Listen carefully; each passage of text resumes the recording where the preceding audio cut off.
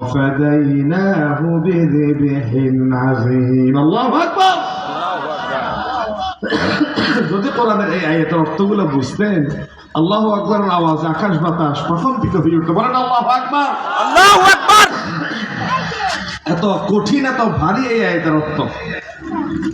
তোমরা তো পরীক্ষায় উত্তীর্ণ হয়ে গেলা, আমরা তো কেবল পরীক্ষা করেছি এটা তোমাদেরকে।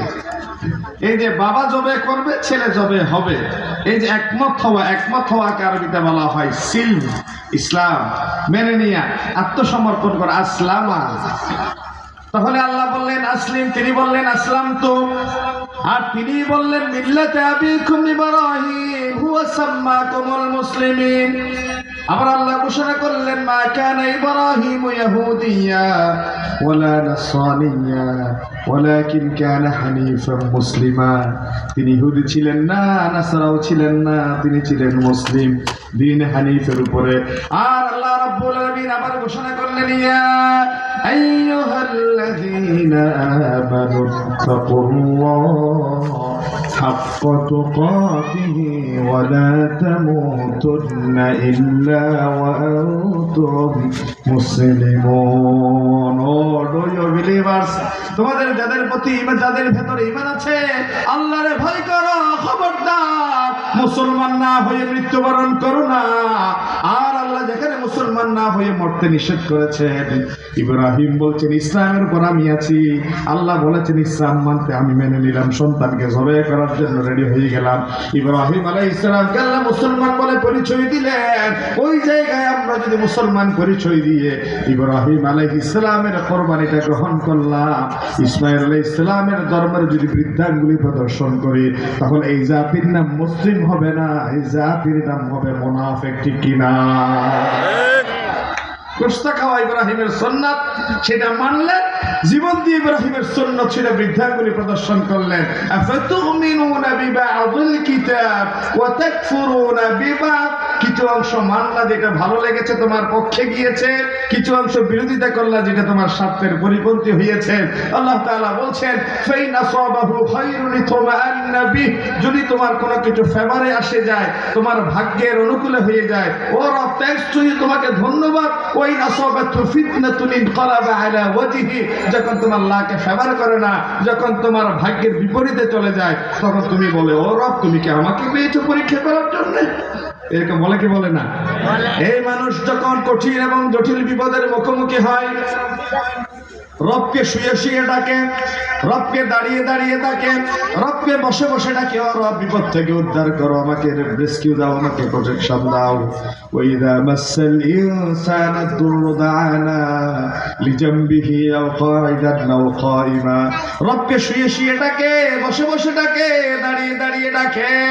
ফালাম্মা কাশাফনা আনহু দুররাহু মাররা কাআল্লাম ইয়াদউনা ইলা দুররিন মাসা। যখন রোগ থেকে মুক্ত হয়ে যায়, বিপদ থেকে রেস্কিউ হয়ে যায়, তার সমস্যার সমাধান হয়ে যায়, এমন অহংকারী হয়ে ওঠে মনে হয়ে যেন জীবনে সে কোনোদিন বিপদে পড়ে না। ঠিক কি না? মুনাফিক। আল্লাহ রাব্বুল আলামিন আমাদেরকে বানালেন মুসলমান। কি বানালেন? এতক্ষণ মুসলমানের পরিচয় দিলাম, 4-5টা জায়গা থেকে মুসলমানিত্বের পরিচয় দিয়ে সর্বশেষ একটা ডোজ দিচ্ছি, সেটা বাকি 4টার সাথে মিলিয়ে দিবেন। ইব্রাহিম মুসলমান ছিলেন, ইব্রাহিম মুসলমান নাম নির্ধারণ করেছেন। ইব্রাহিমকে বললাম আসলিম, তুমি ইসলাম গ্রহণ করে, বললাম আসলাম তো মেনে নিলাম। আবার কেমনে মেনে নিলাম সেটা দেখিয়েও দিলেন, সন্তানকে জবে করার মাধ্যমে মেনে নিলেন। আর আল্লাহ রাব্বুল আলামিন বললেন মুসলমান না হয়ে খবরে শোনা, সে আল্লাহর পক্ষ থেকে চূড়ান্ত নির্দেশ, ইয়া আইয়ুহাল্লাযীনা আমানু দুখুলু ফিস-সিলমি কাফা। ও ঈমানদার, ইসলামের ভেতরে পরিপূর্ণ দাখিল করো। কিছু মানলা, কিছু বিরোধিতা করলা, তা হবে না, তা হবে না। ঠিক কিনা? সমীকরণ মিলিয়ে দিলাম। উদখুলু ফিস-সিলমি কাফা, পরিপূর্ণ ঢুকে যাও ইসলামে। তাহলে ইসলামে যদি কেউ পরিপূর্ণ ঢুকেছে, ইসলাম কেউ পরিপূর্ণ মেনেছে, এমনটা যদি হয়, তাহলে সে নামাজ পড়বে রবের বিধানে, হজ করবে রবের বিধানে, যাকাত দিবে রবের বিধানে, সিয়াম পালন করবে রবের বিধানে, আর রাষ্ট্র পরিচালনা করবে লেলিন কালমাস মাউসেতুনের আদর্শে, তা কখনো হতে পারে না। ঠিক কিনা বলেন? কারণ ইসলাম একটা মুকাম্মাল নিজামে হায়াতের নাম। Islam is the complete code of life. ইসলাম হচ্ছে একটা পরিপূর্ণ জীবন বিধান। বিশ্বনবী জমিনে আসার আগে অন্যান্য নবীরা দাওয়া প্রচার করেছেন খন্ড খন্ড বিষয়ের উপরে, কিন্তু বিশ্বনবী যখন জমিনে আসলেন আল্লাহ রাব্বুল আলামিন জানিয়ে দিলেন, আল-ইয়াওমা আকমালতু লাকুম দীনাকুম ওয়া আতমামতু আলাইকুম নি'মাতি ওয়া রাদিতু লাকুমুল ইসলাম দীনান। This day have I perfected for you. আজকের দিনে আমি তোমার জন্য ইসলামকে পরিপূর্ণ করে দিলাম। বিশ্বনবী আসার আগে এই দিন পরিপূর্ণ ছিল না, এই জন্য তারা খন্ড খন্ড দিন মেনেছে। এক নবীর পরে আরেক নবী আসার সম্ভাবনা ছিল, এক জীবন বিধানের পরে আরেক জীবন বিধান আসার সুযোগ ছিল, কিন্তু নবীর হাতে যেহেতু দিন কায়েম হয়ে গিয়েছে, আমার নবীর পরে আর কোন জীবন বিধান আসার সম্ভাবনা আছে নাকি? এই জন্য আল্লাহ রাব্বুল আলামিন বলেন, ওয়া মান ইয়াবতাগি গায়রাল ইসলামি দীনা ফালান ইউকবালা মিন ওয়া হুয়া ফিল আখিরাতি মিনাল খাসিরিন। ইসলাম ছাড়া অন্য কোন জীবন বিধান মানি না, মানবো না। ইসলাম ছাড়া অন্য কিছু মানি না, মানবো না। এটা আমার কথা নয়, সেটা যেটা তেলাওয়াত করলাম সেটার অর্থ বললেন অর্ধেক আপনারা, অর্ধেক আমি বললাম। মাইয়াবতাগি গায়রাল ইসলামি দীনা, ইসলাম ছাড়া অন্য কোন জীবন বিধান ফালান ইউকবালা মিন মানা যাবে না। কেন মানবো না? ইন্নাদ-দীনা ইনদাল্লাহিল ইসলাম, আল্লাহর কাছে একমাত্র গ্রহণযোগ্য জীবন বিধানের নাম কি? ইসলাম। আল্লাহর কাছে একমাত্র গ্রহণযোগ্য জীবন বিধানের নাম কি? ইসলাম। সেই ইসলামের ভেতরে টয়লেটে কেমনে যাবেন, তার বিধান থেকে শুরু করে ঘর সংসার কেমনে করবেন, রাষ্ট্র পরিচালনার প্রধানমন্ত্রী প্রেসিডেন্টশিপ কেমনে চালাবেন, সমরনীতি কেমনে প্রণয়ন করবেন, যুদ্ধ পরিচালনার কেমনে নীতি প্রণয়ন করবেন, সব কিছু ইসলামের ভেতর আছে না নাই? এই জন্যই তো বলা হয় দ্বীন শব্দের অর্থ ধর্ম করলে ভুল হবে। দ্বীন শব্দের অর্থ ধর্ম নয়। নেটে সার্চ দিয়ে যদি দ্বীন শব্দের অর্থ ধর্ম পান ভুল, তাহলে কি হবে? দ্বীন শব্দের অর্থ হচ্ছে জীবন বিধান। হিন্দু, বৌদ্ধ, খ্রিস্টান, জৈন, অন্য কোন ধর্ম যা যা আছে সব ধর্ম, কিন্তু ইসলাম কোন ধর্ম নয়। ইসলাম হচ্ছে জীবন বিধান। ইসলাম কি? জীবন বিধান আর ধর্মের ভিতর তফাৎ কি? What difference between জীবন বিধান and ধর্ম? জীবন বিধান এবং ধর্মের ভিতরে তফাৎ হচ্ছে ধর্ম বিশেষ বিশেষ কিছু জিনিসের নাম, আর জীবন বিধান হচ্ছে বিশেষ জিনিসের নাম নয়। একজন মানুষের জন্ম থেকে মৃত্যুর পর পর্যন্ত যা দরকার সব কিছু যার ভেতর আছে তার নাম হচ্ছে জীবন বিধান। কথা বোঝা যায়? জি। কোরআনুল কারীম আল্লাহ রাব্বুল আলামিন বলেছেন, তোমার পক্ষে গেলাম মানলাম, স্বার্থের পরিপন্থী হলো বিরোধিতা করলাম, আমার আল্লাহ প্রশ্ন করবে না, হাসিবান নাসু আইয়ুতরাকু আইয়াকুলু আমান্না ওয়া হুম লা ইফতানুন। মানুষ কি মনে করেছে নাকি সে যদি বলে আমি ইমানদার ছেড়ে দেয়া হবে? মানুষ কি মনে করেছে নাকি ইমানদার বললে ছেড়ে দেয়া হবে? না না না, ওয়া হুম লা ইফতানুন, ছেড়ে দেয়া হবে না, ছেড়ে দেয়া হবে না। তাহলে কি করবেন? জবাব, ওয়ালাকাদ ফাতান্নাল্লাযীনা মিন ক্বাবলিহিম ফালায়া'লামান্নাল্লাহুল্লাযীনা সাদাকু ওয়া লায়া'লামান্নাল কাযিবিন।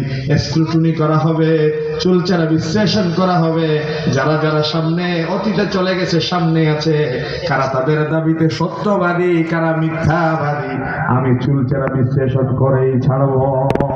ঠিক কিনা? জাহান্নামের দাউ দাউ করে প্রজ্বলিত আগুন যখন দেখবে, মানুষ মিথ্যা বলা শুরু করবে, ও রব তোমার ফেরেশতারা মিথ্যা লিখেছে, আমি এমন করি নাই। দেখেন নাই দরবেশ বাবা মুখের দাড়ি ফেলে দিয়ে সেন্টু গেঞ্জি পরে, টি শার্ট পরে, লুঙ্গি পরে, মাঝি সেজে পালাবার জন্য নৌকার মাঝি হয়ে যায়। ঠিক করে বলেন কারীমের সূরা হাক্কার দুটো আয়াত যেন মনে হচ্ছে এখন নাজিল হচ্ছে। কোরআনুল কারীমের সূরা হাক্কার 29 নম্বর পারায় আল্লাহ তাআলা বলেছেন, মা আগনা আন্নি মালিয়া। চুরি করলাম, ডাকাতি করলাম, টেন্ডারবাজি করলাম, চাঁদাবাজি করলাম, মানুষকে অধিকার থেকে বঞ্চিত করলাম, জুলুম করলাম, সম্পদ জমা করলাম। এও মানিক, তোরা কত হাজার কোটি টাকা দিয়ে আল্লামা সাঈদীর ফাঁসি নিশ্চিত করা হলো। তোমার কোটি কোটি টাকা আজকে কোনো কাজে আসে নাই।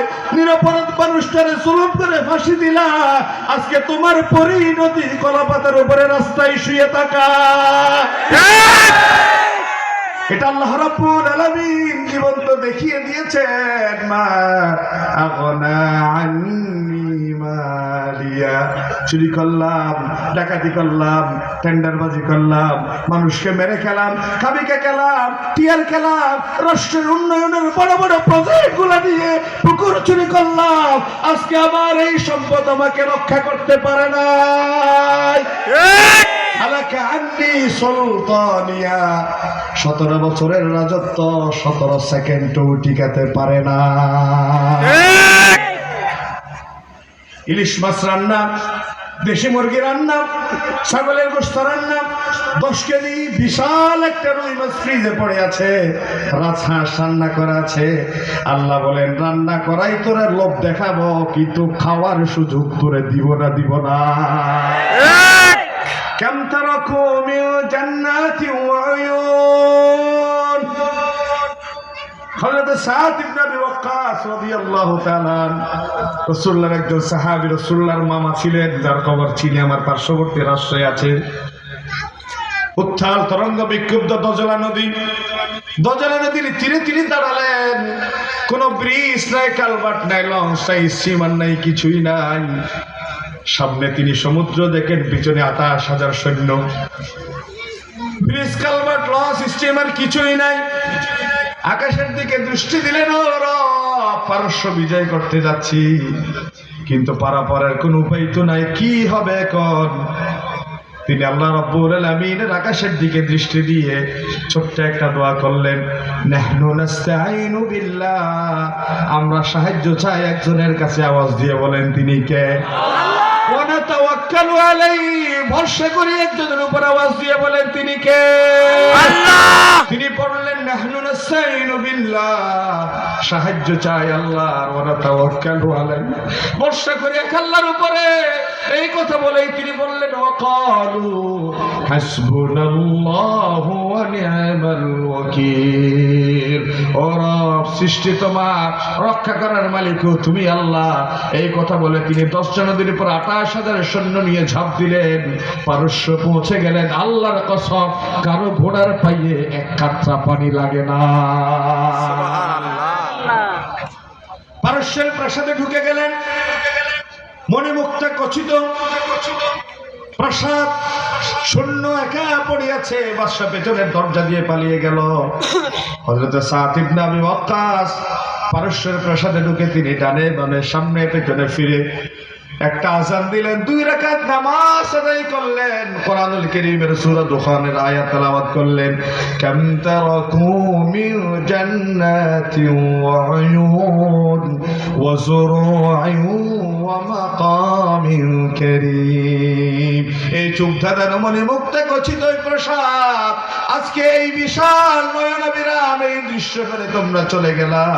ওয়াল্লাহ ওয়া নি'মাতিন কানু ফিহা ফাকিহিন। কত নিয়ামতের প্রাচুর্য এই ঝর্ণা দ্বারা তোমরা ভোগ বিলাসে মত্ত ছিলা।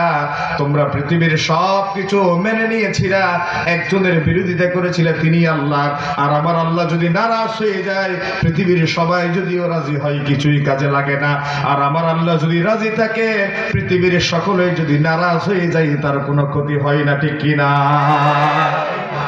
পারস্যের সাদ ইবনে আবি ওয়াক্কাসের প্রাসাদে ঢুকার পরে যে আয়াত তিনি তেলাওয়াত করেছেন, আমার 5 আগস্টের বিজয়ে বঙ্গভবন গণভবনের দৃশ্য দেখে যেন মনে হচ্ছে সাদ ইবনে আবি ওয়াক্কাসের অনুসারীরা আজকে বাংলাদেশে নতুন করে সূরা দুখানের আয়াতের মুখোমুখি হয়েছে, ঠিক কিনা বলে?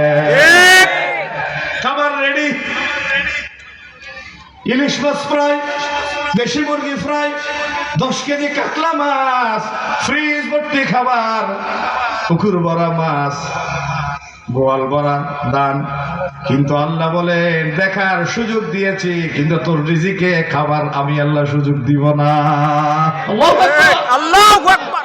সত্যিকার বিশ্বনবী বলেছেন, واعلم أن الأمة لو اجتمعت على أن ينفعوك بشيء لم ينفعوك إلا بشيء قد كتبه الله لك إذا سألت فاسأل الله।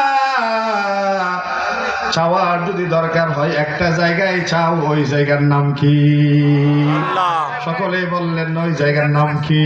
আল্লাহ। ওয়াইদা ইসতাআনতা ফাসতাইন বিল্লাহ। সাহায্যের যদি দরকার হয় গভীর রাতে উঠে দুটো পানি, চোখের ফোঁটা পানি ফেলে দাও। বিশ্বনবী বলেছেন এক ফোঁটা চোখের পানি চোখ দিয়ে বেরিয়ে গাল এটা গন্ডদেশ বেয়ে জমিনে পড়তে এতক্ষণ আল্লাহ সুযোগ নেন না। চোখ থেকে বেয়ে গন্ডদেশ পেরিয়ে জমিনে পড়ার আগে বান্দার চাওয়া আল্লাহ পূরণ করে দিতে রাজি হয়ে যায়। এই জন্য বলি কেউ যেটা দেখে না সেটা দেখে কে? কেউ যেটা দেয় না সেটা দেখে, কেউ যেটা পারে না সেটা পারে কে? এই জন্য সব সময় কিছু চাওয়ার দরকার হলে চাইবো কার কাছে? এই জন্য মুমিন মুসলমান সব সময় সূরা ফাতিহার ভিতরে পড়ে ইয়াকা না'বুদু ওয়া ইয়াকা নাস্তাঈন। ও রব, তোমার বান্দা গোলামি করে কেবল তোমার, সাহায্য চাওয়ার প্রয়োজন হলে কেবল চাই তোমার কাছে। সুবহানাল্লাহ বলেন। সুবহানাল্লাহ। প্রিয় ভাইরা আমার, আল্লাহ কত বিশাল, আল্লাহর সৃষ্টি কত বিস্তৃত, কত বৈচিত্র্যময়। বিগাইরি আমাদিন তারাউনাহা। শুধু একটা বিষয় দেখলেই তো হয়ে যায়। এই যে মানুষের ফিঙ্গার, একজনের ফিঙ্গার প্রিন্টের সাথে, আমরা এখানে যেখানে হাজার হাজার মানুষ, একজনের ফিঙ্গারের সাথে দ্বিতীয় কারোর সাথে মিলবে না। মিলবে না। একজনের স্ত্রীর সাথে দ্বিতীয় কারো স্ত্রীর মিল আছে? একজনের গলার ভয়েসের সাথে দ্বিতীয় কারো ভয়েসের মিল আছে? যদি আমার ভয়েসের সাথে আমার নোমানি ভাইয়ের ভয়েস মিলে যেত, তিনি যদি গভীর রাতে আমার মার কাছে গিয়ে বলতেন মা, তাহলে ওনার মহিউদ্দিন এসেছে না নোমানি এসেছে এখন বোঝার সুযোগ ছিল। তাহলে মার কাছে গেলেই না বাসে, যদি বউর কাছে যান তাহলে তো সর্বনাশ। কণ্ঠ তো এক। এই জন্য আল্লাহ বলেছেন ফিঙ্গার প্রিন্ট, মুখের স্ত্রী, গলার ভয়েস মিল আছে? ঈমান আনার জন্য তো এই তিনটা জিনিসই যথেষ্ট। চতুর্থ জিনিস পিপিজেটবাসী দিলের কান দিয়ে কথা শুনেন, দিলের কান দিয়ে শুনেন। আল্লাহকে চেনার জন্য কিছু কথা বলছি বাবা। হৃদয়ে দরদে কলিজা ভরা আপনাদেরকে মনে চায় দিনের পর দিন কথা বলি, কারণ এত হাজার হাজার মানুষ নিয়ে কথা বলার সুযোগ খুব কম হয়। এখানে যে পরিমাণ বসছে তার চেয়ে বেশি মানুষ রাস্তায় দাঁড়িয়ে, বাইরে, হাটে, বাজারে, বিল্ডিংয়ে শুনছে, ঠিক না? কারণ ঘনবসতি। এই জাতি যেভাবে ফেনার মতো এখানে অবস্থান করছে, এরা যদি ইসলামে গ্রহণ করে, ইসলামে প্রবেশ করে উমরের মতো হয়ে যায়, তাহলে এই দেশে ইসলামী বিপ্লবের জন্য যথেষ্ট হয়ে যায়, ঠিক কিনা বলেন? এই জন্য মন চায় দিনের পর দিন আপনাদেরকে কথা বলি, দিনের পর দিন আপনাদের সামনে কোরআনের যা জানি জানাই দিই সবগুলো। এগুলো মনের আবেগ, এগুলো উচ্ছ্বাস, মনে চায় যেন প্রতিদিন আপনাদের সামনে আসে। আল্লাহ তাআলা চতুর্থ নম্বর বিষয়টা দেখেন, এই যে পানি, মামের পানি যদি আমি সাধারণভাবে পান করি এক ধরনের টেস্ট আছে না নাই? কথা বলতে হতো, আছে না নাই? যদি এই জায়গায় ডাবের পানি পান করি আরেক ধরনের টেস্ট আছে না নাই? ইলিশ মাছ খেলে এক ধরনের টেস্ট, রুই মাছ খেলে আরেক ধরনের টেস্ট, পেঁপে খেলে এক ধরনের টেস্ট, বেদানা খেলে আরেক ধরনের টেস্ট, গরুর মাংস খেলে এক ধরনের টেস্ট, হরিণের মাংস খেলে আরেক ধরনের টেস্ট, দেশি মুরগি খেলে এক ধরনের, ব্রয়লার মুরগি খেলে আরেক ধরনের, ঠিক কিনা বলেন? তাহলে যতটা আইটেম মুখে দিলেন ততটা আলাদা আলাদা টেস্ট অনুভব করলেন। তাহলে জিহ্বা একটা না একাধিক? জিহ্বা কি একটা নাকি একাধিক? একটা জিহ্বা দিয়ে যদি হাজারটা রকমের হাজারটা টেস্ট আল্লাহ অনুভব করাতে পারেন, তাহলে সে আল্লাহ তো বলছেন আমি যদি তোমাদেরকে এই জিহ্বা পরিবর্তন করে করে আলাদা আলাদা জিনিসের টেস্ট বুঝাবার সুযোগ দিতাম, শুধু সারাদিন জিহ্বা বদলাইতে বদলাইতে জীবন চলে যেত, বাকি কাজ করার সময় পাওয়া যেত না। ওয়ালিসানা ওয়া শাফাতাইন, এই যে জিহ্বা দিলেন কথা বলার জন্য, ঠোঁট দিলেন কথা বলার জন্য, কত চমৎকার কথা বলেন। আলাম নাজআল লাহু আইনাইন, এই যে চোখ দিলেন দেখার জন্য, এই যে চোখ যার নাই, বিশ্বনবী বলেছেন যার চোখের জ্যোতি আল্লাহ কেড়ে নিলেন বিনিময়ে তার সোজা আল্লাহর জান্নাত দিয়ে দিবে, কারণ এই চোখ দিয়ে মানুষ দুনিয়ার সৌন্দর্য দেখেছে, আর যার চোখ নাই সে চোখ ছাড়া দুনিয়ার সৌন্দর্য দেখতে পারে না, কেবল আল্লাহর জান্নাতের সৌন্দর্যই দেখবে। সুবহানাল্লাহ বলেন। আল্লাহকে চেনার জন্য আর কি দরকার আছে? আল্লাহকে চেনার জন্য 5 নাম্বার বিষয়, দ্বীনি শিক্ষার গুরুত্বের ভেতরে আল্লাহকে চেনার একটা বিষয় মারিফত। বিষয়টা ভালো করে খেয়াল করেন বাবারা, দিলের কান দিয়ে শুনবেন, বাইরের কান দিয়ে শুনলে একখানে শুনলে আর একখানে বের হয়ে যাবে। এই যে রাত্রিবেলায় ঘুমালাম, আন-নাওমু আখুল মাউত, ঘুম হচ্ছে মৃত্যুর ভাই। সারাদিন কাজ করলাম, টায়ার্ড হয়ে গেলাম, ক্লান্ত শ্রান্ত হয়ে গেলাম। আল্লাহ রাব্বুল আলামিন বলেন ওয়াজআলনা নাওমাকুম সুবাতা ওয়াজআলনাল লাইলা লিবাসা ওয়াজআলনান নাহারা মাআশা, রাতকে বানালাম তোমাদের জন্য পর্দা, ঘুমকে বানালাম তোমাদের ক্লান্তি দূরীকরণকারী, দিনকে বানালাম কাজের উপযুক্ত সময়। সুবহানাল্লাহ বলেন। এই যে মানুষ ঘুমাতে গেল, ঘুমের করে নিজেকে হারিয়ে ফেলল, রাসূলুল্লাহ বলেছেন মানুষ যখন ঘুমিয়ে পড়ে তখন তার নিজের উপর নিজের নিয়ন্ত্রণ থাকে না। এই জন্য 3 ব্যক্তির উপরে শরীয়তের কলম চলে না, ফেরেশতারা লিখে না। একজন মানুষ যখন ঘুমে থাকে, আনিন নাইমি হাত্তা ইস্তাইকিযা, ঘুম ভাঙা পর্যন্ত শরীয়তের কলম চলে না। ওয়ানিস সাবিয়্যি হাত্তা ইয়াবলুগা, অপ্রাপ্তবয়স্ক সন্তান প্রাপ্তবয়স্ক হওয়া পর্যন্ত। ওয়ানিল মাতুহি হাত্তা ইয়াকিলা, পাগল মানুষ বিবেক ফিরে পাওয়া পর্যন্ত। এই জন্য ফুকাহায়ে কেরামরা বলেছেন কোন মানুষ যদি ঘুমন্ত থাকে, ঘুম থেকে উঠে বালতি ভর্তি পানিতে হাত ঢুকিয়ে দিও না, কারণ রাত্রিবেলায় এই হাত কোথায় কোথায় বিচরণ করেছে বান্দা জানে না। রাত্রিবেলায় ঘুমালেন, ঘুমের উপর আপনার নিয়ন্ত্রণ নাই, ঘুম হচ্ছে মৃত্যুর ভাই, প্রাণটা বের হয়ে গেল। ফজরে যখন কেউ আপনার রহিমউদ্দিন সলিমউদ্দিন আসসালাতু খায়রুম মিনান নওম বলল, আপনি লাফ দিয়ে উঠে গেলেন।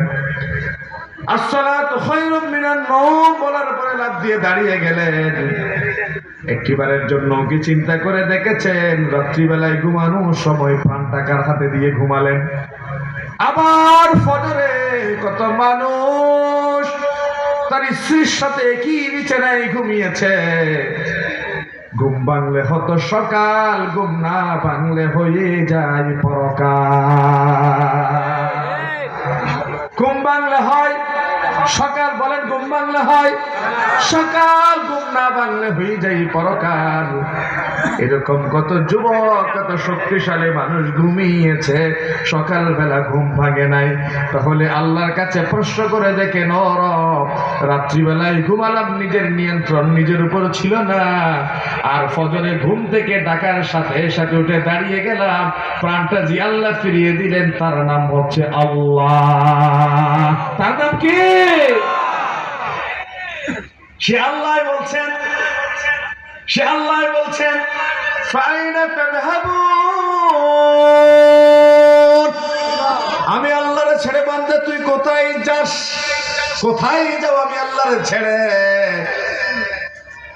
আল্লামা সাইদির একটা ওয়াজ মনে পড়লে একটু করে যাই।